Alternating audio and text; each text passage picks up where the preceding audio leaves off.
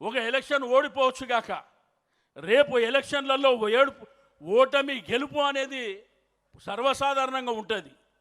కానీ ఈ భారతదేశం ముఖ చిత్రం మీద ఒక తెలంగాణ రాష్ట్రాన్ని ముద్రించిందంటే అది కేసీఆర్ వల్లనే సాధ్యమైందనేటువంటి విషయాన్ని చరిత్ర మరువదు, చరిత్రలో చెరిగిపోదు అని చెప్పి నేను ఈ సందర్భంగా తెలియజేస్తా ఉన్నాను.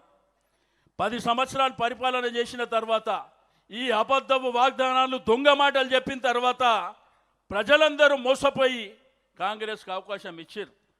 ఓకే, మీరు రాజకీయం చేస్తుండ్రు, మీరు ప్రభుత్వాన్ని నడిపిస్తుండ్రు, అనగదొక్కాలనే ప్రయత్నం చేస్తుండ్రు, అక్రమ కేసులు పెట్టడానికి ప్రయత్నం.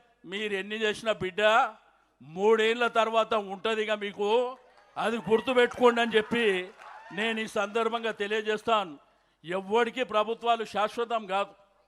మనము ఆ పదవిలో ఉన్నప్పుడు ప్రజలకు ఏమి మేలు చేసినాం అనేదే శాశ్వతంగా ఉంటుంది. కానీ మనము మన ఇష్టానుసారం చేసుకుంటే పోతే శాశ్వతంగా ఉండదు.